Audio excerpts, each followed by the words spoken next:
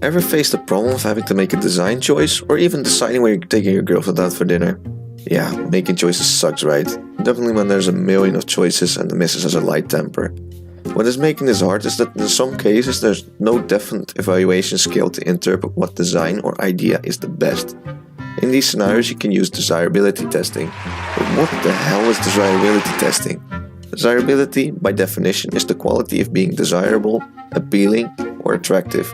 You could, for example, say, wow, I really desire that piece of cake. While testing is just an experimental way of evaluating. The reason for evaluations is like we all know. When you're making a choice, the characteristics of one design, restaurant, or even a piece of cake have to outweigh those of the other options to have a more effective experience. You will be provided with a better first impression, which matters significantly actually. Imagine seeing a nice piece of cake and one with flies around it. Which one would you prefer to eat? Straight away when someone observes something, they will make judgments about it. These snap judgments are based on how people feel regarding a certain design or object.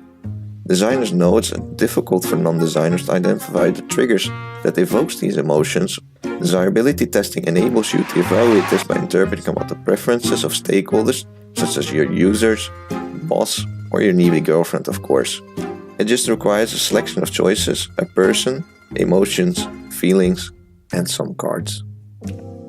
The way it works is that you provide a participant with a set of positive, negative, and neutral adjectives such as scary, large, and complicated. This allows the participant to tell their story of their experience. This could be through using handheld tools such as index cards or emoticons on a sheet of paper. Yeah, really anything that allows you to portray adjectives. You will then have to place your tools containing the adjective values randomly on a table. But wouldn't that be confusing? Nah, not really. Because this allows the user to be more engaged with the prototype and won't have any biased thoughts regarding the pre-filtered adjectives. It is like putting all the fruits on one side and the veggies on the other and asking them to say which ones they like the best. When they see something they don't like, they will immediately stop paying attention to that side just because they associate it to be something from the bad side. Once you have found your participant, you place them in front of the adjectives and provide them with a mock-up or a prototype and ask them to select a few adjectives that fit their experience. This could range from low-fidelity prototypes to high-fidelity prototypes. Oh yeah, even existing products actually. Usually you ask them to pick 3 to 5 cards, but you can experiment however you want. But just stick to 5 in case the participant is emotionally unstable or just a really talkative person.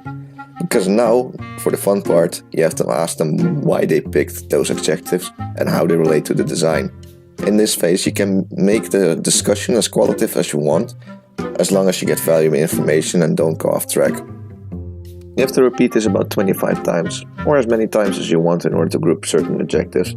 This helps you as a designer to interpret whether the message of your design comes across the way you want, or if your audience understands the message you're trying to convey. Making My Little Pony websites that feel as a funeral would be kind of awkward, and this is the perfect way to find out. You can repeat these steps as many times as you want in order to refine your design and achieve the most amazing first impression you can imagine. Or just a really shitty one, if that's what you want, of course. And now, here's a real life example that might give you a sense of what it looks like.